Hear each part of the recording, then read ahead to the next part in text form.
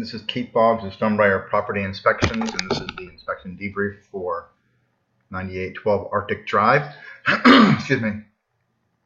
Taking about 100 pictures here, and I got several videos, so I'm going to go and review all this stuff with you now. The report, you're going to receive two things from me later, this video and the home inspection report. Now, the video won't include everything. The inspection report will only be the items that we want the builder to take action on. So every one of these pictures, 100 pictures, won't be in the report.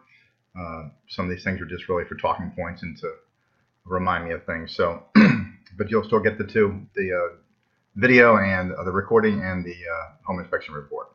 So the first picture we see here, just a picture of the front of the house. Nothing necessarily wrong. That's just for the title page of the report. This is at the back of the structure. I went up the back of the roof cover to get on the roof. And there were some shingles that are loose there. They're not sticking together, so they need to put some additional adhesive there. This is just right in the back here, just a little bit to right of the patio, almost about where that third window is, right there, right above there. There's some loose shingles. So it's going to go up there and add some additional adhesive to that. This is also in that same general area as another loose shingle above the starter shingles. So there's a couple of them there that need some adhesive. And here's a torn shingle. This is up near the top of the roof, near a roof vent, right around here. But you actually can see it right there. So that torn shingle needs to be replaced, or they need to at least repair it. We don't want to get it wind blown. Okay, this here is a video of the roof cover. So I've started recently doing these recordings and also taking a lot of videos of things. So this is just a video so you can kind of see what I see on the roof. You may hear me talking or breathing hard or making noise. It's just a steep roof, and it's a little difficult to walk on. So I'm going to play this. It's about a minute and a half long. That will have the whole thing for the recording.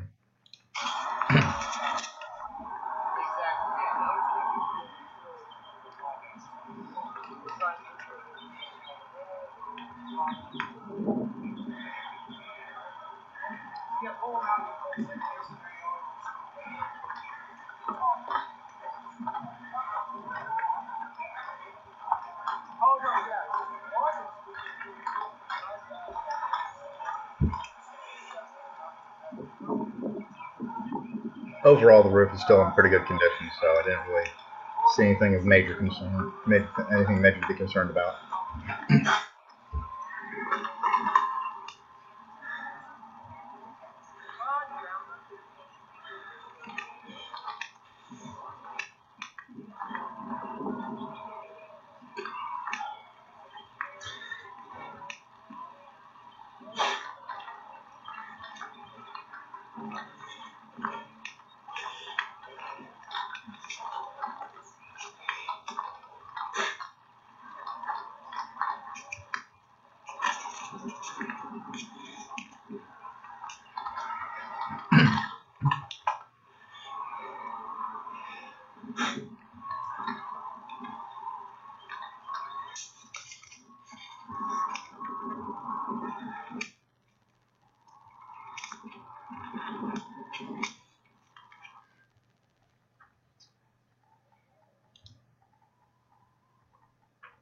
Oh, looks like it's stuck on this.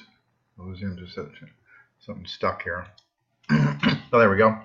Here's another loose shingle that I found on the way down after taking that video. This is actually not a loose shingle, a torn shingle. This is by a roof exhaust vent. That's right there in the, oops. Back up. That's this vent right here, kind of near the back of the structure there.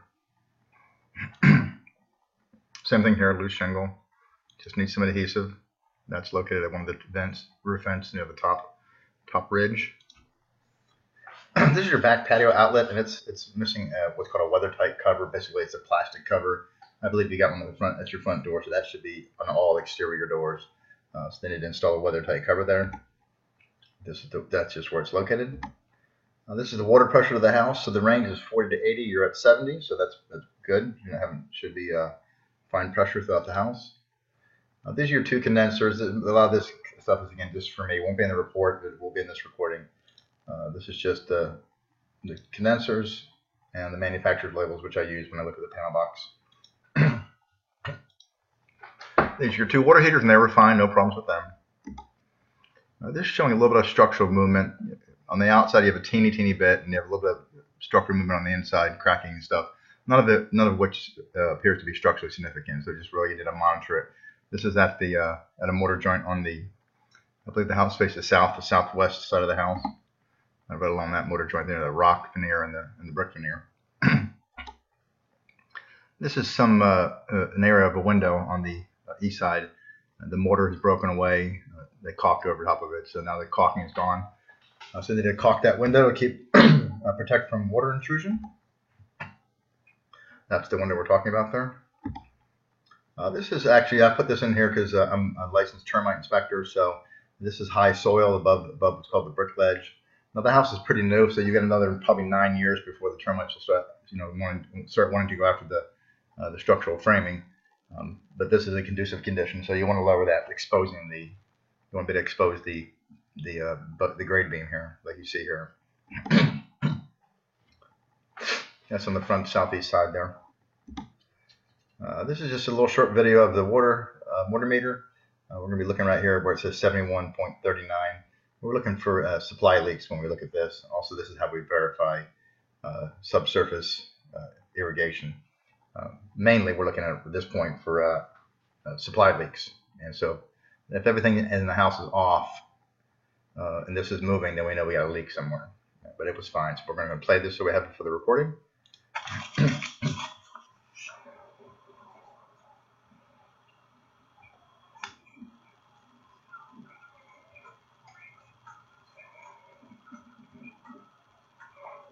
You can see it's cycling, but it'll go back to that. There we go, same number. So no movement, which is good.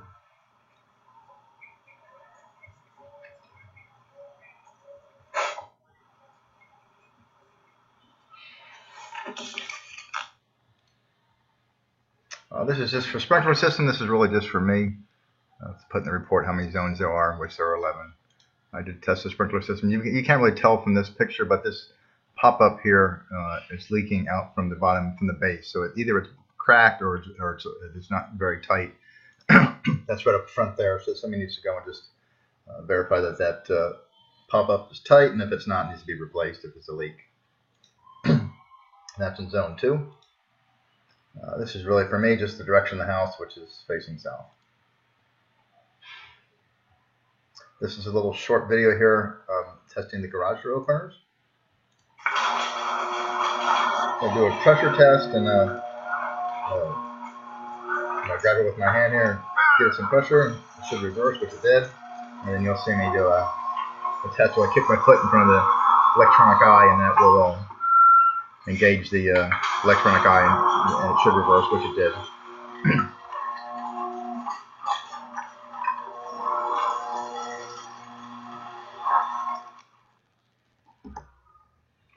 This is just some burnt out light bulbs. It's probably something the builder won't do, but we'll put it in the report. Those are both up front. Now this is showing some structural movement. This isn't by the panel box, a little cracking of the wall. Cracking down below the panel box. Again, not structurally significant, just kind of monitor it. This is basically a benchmarking look at the electrical panel when I first get there, and then now I've got a couple more looks at it after I go through the structure, turning things on, trying to load up the panel box and look for circuits that may be getting hot or wires that are getting hot. And right now it looks good, and the other times I looked at it, the panel box looked fine. This is a microwave, and again, these pictures will not be in the report. It's just to share that I did test a microwave, manufacturer's label, and the microwave did work fine. This is some separation of some crown molding. You've got several locations where there's crown molding separations. You've also got some baseboards that are separating and some cracking, interior cracking, all of which is pretty minor and again not structurally significant. Some builders are fine with caulking and painting. It just depends. They're a little different. So hopefully he'll take some action and get somebody out there to paint and caulk these different areas. This is up near the kitchen there. That you can't tell, but there's actually a crack along there. Separation. It's also above the cabinets in the kitchen. These are 2 double ovens, both sets of 350, and they both heated within the range. The range is 325 to 375. Your wife said she thought that they were, one of them was cooking too hot, and they seemed to be fine. So Anyway, just for your information. This is the cooktop, and it worked fine. This is the dishwasher, of course, and it was heating fine. I may have another reading of this too. Manufacturer's label. Okay, this is in the, I believe this is also in the kitchen, the breakfast nook area. You can see some separation of the caulk line there. But that's actually in the master. So, and this is a crown molding, pretty good separation. It's not a straight line crack. It's got a little curviness to it. It's called alligatoring, so it's just showing some horizontal movement. That's in the bathroom above. I believe that's a tub or a sink. Now this is a pretty good separation of your master door. You can see the trim piece is completely coming loose, so that needs to be nailed back in place and caulked and painted. Yeah, that's this door here, the bathroom door actually. There's also pretty good separation. You also see a little crack of the what's called a corner bead. Again, not structurally significant, just caulk and paint. Again, here we go, pretty good separation, a little alligatoring, caulking and painting needed. That's in the master. Same thing here, you got a little corner bead separation. That's on the back of the master, right and left side. One of the windows in the master did not appear to be locking properly. I believe this is the left window, yeah. The left window, so if somebody needs to come out there and adjust that window, if it's not locking properly, then it's a safety hazard. This is the fireplace, and it did work fine. This is again a trim board separation, just caulk and paint. This is the crack in your foyer area. Again, not structurally significant, but they can sand that out with caulk and texture it and paint it just for cosmetic reasons. That's where it's located, right up there. This is your microwave in the other mother-in-law suite.